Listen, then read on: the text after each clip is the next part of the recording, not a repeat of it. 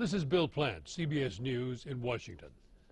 Lou Arestad, Little Lou, was one of the most amazing and inspiring people I've met in over 50 years of reporting. Like all of you, I feel privileged to have known him. Our paths first crossed in Saigon during the final weeks of the war. So here are part of the stories which I filed about Lou, one just after we met in 1975, and the other 4 years later, when he was a member of the Arestad family.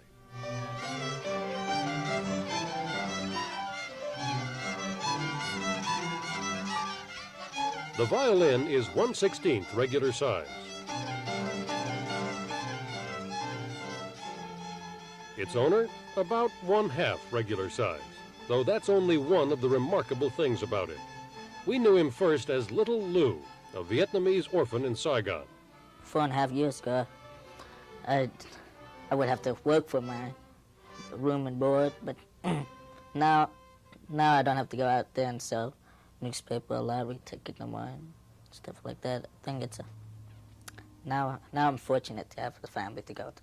With all of Saigon waiting now for what some believe will be certain disaster, many people, young and old, cling to the hope that somehow they can escape the city in time. Bill Plant has the story of just one of them. In April 1975, just before the North Vietnamese victory, Saigon was full of desperate people trying to get out. One of them was Nguyen Van Lưu. At the CBS bureau in Saigon on the day that Lou appeared and handed me a letter, I reached into my pocket to give him a tip. He waved it away, saying, "Please read this note." It was an introduction to this streetwise kid whose story we then told in this report in April 1975. Lou was born near Da Nang. He says that in 1969, an American bomb killed his parents. So, from age 7, he caged a living in the streets of Da Nang, selling lottery tickets and newspapers, learning English from friendly GIs, and learning life in the streets, barracks, and bars. When the Americans left 2 years ago, Lou came to Saigon on his own. He still has a lot of American friends, like Joe Meyer and Carl Wright. They help him out. Others give him a place to stay. But Lou knows, or he fears, that they may be leaving soon. And he is afraid he will die if the communists take over, because though he is Vietnamese, he looks to be part Indian. And he says he has heard that the VC do not like children of mixed blood. So Lou is determined to get himself to America. Lou, why do you want to leave Saigon? Because I don't want to stay in the country where they have war, fighting. Are you afraid that the war will come to Saigon? Yes, I am. The other day, Lou, after telephoning for an appointment, went to see a consultant at Holt Children's Services. They didn't want the interview filmed, but we were present. Lou pressed his own case, and he was told that Holt would try to help him get out. So now he waits. Because Lou is so articulate, the consultant at Holt asked him to write a story about himself. This is how it begins. I am going to tell you about my life. My full name is Nguyen Van Lưu. I am about 3 feet tall, and I am a dwarf. And I am orphaned by an American warplane.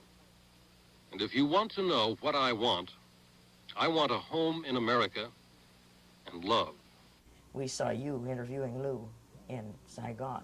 I was standing right over there behind the love seat, and I saw the shot on TV, and I hollered for the kids. I said, "Come quick, here's your new brothers on TV." Leif and Laura Arestad had one child, and when they found they could have no more, they began adopting. The 15 children they took to themselves had been born to American, Korean, Filipino, and American Indian parents. Like Lou, some of the others were victims of war. So it was perhaps not surprising that they wanted Lou. You asked him what he planned on doing, and he said he was going to go to Holt.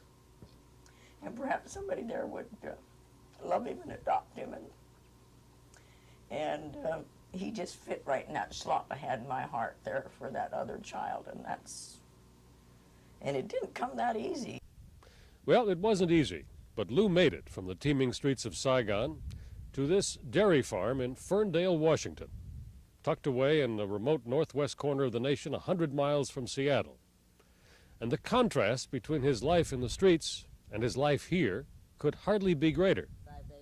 He is Robert Luke Arestad now, American teenager. Whitmore's 13th birthday, but she is far from happy. Lou is about 17 now and in the 8th grade at the Vista Middle School in Ferndale. When he first came, because of his size and his previous life, he would give in to anything that anybody wanted. You know, he'd do or say anything anybody wanted because he was fearful, you know, that somebody's going to take advantage of him, and they had, and now he stands up for himself. There's nobody steps on the... They talk at school about how well he has adjusted and how he gets along with everyone. He always did get along. Growing up different around soldiers in a war zone gave him a sure instinct for survival. But the fear and suspicion which were just below the surface 4.5 years ago in Saigon have vanished, given way to a sense of security and self-confidence. And that, everyone agrees, probably has everything to do with the family of which Lou is now a member. I don't say we had an abundance. We had plenty. We always had something to eat.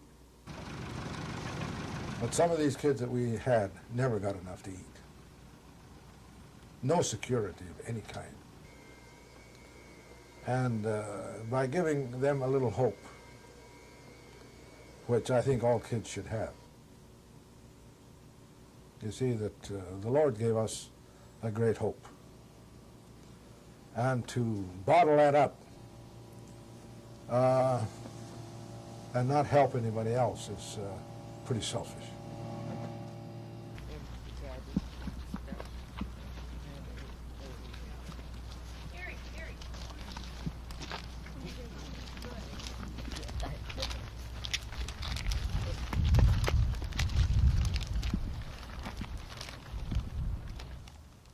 Well, I just thank the Lord for that. If there's any credit to be given, give it to him, but we do love the children. They're our children, and we try to impart that love to them, that they show it one to another, and they really do love one another.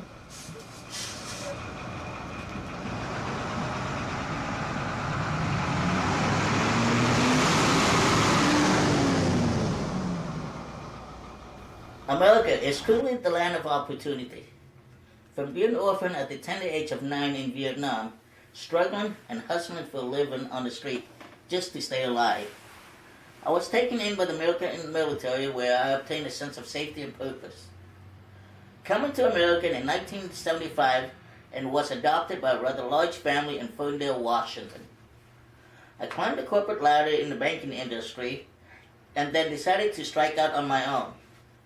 Despite the medical hardship that I have endured, I initially started with tax and accounting business, and then branched out to mortgage and finance. I have successfully created and maintained several businesses, including Lou's Accounting, Lou's Construction, and my charitable trust. I believe in paying it forward and giving back to this community and this great country that gave me so much, provided me with an opportunity to better myself. Please vote for me, Little Lou. Thank you for your time and consideration. God bless America.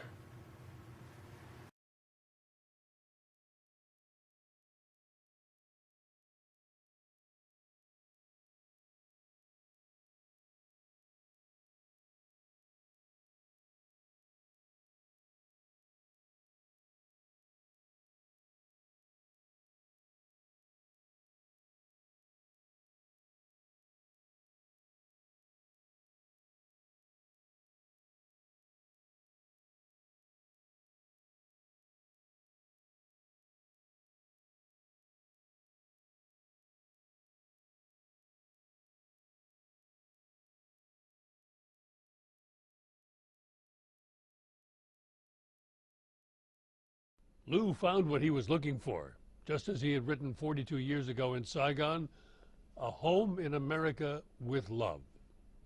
The love and nurturing that he received in your community helped him to become the success story that you knew.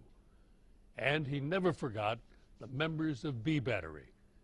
In a letter to me a couple of years ago, he wrote, "I am a living testament that their mission in Vietnam was a success because they helped people like me and others."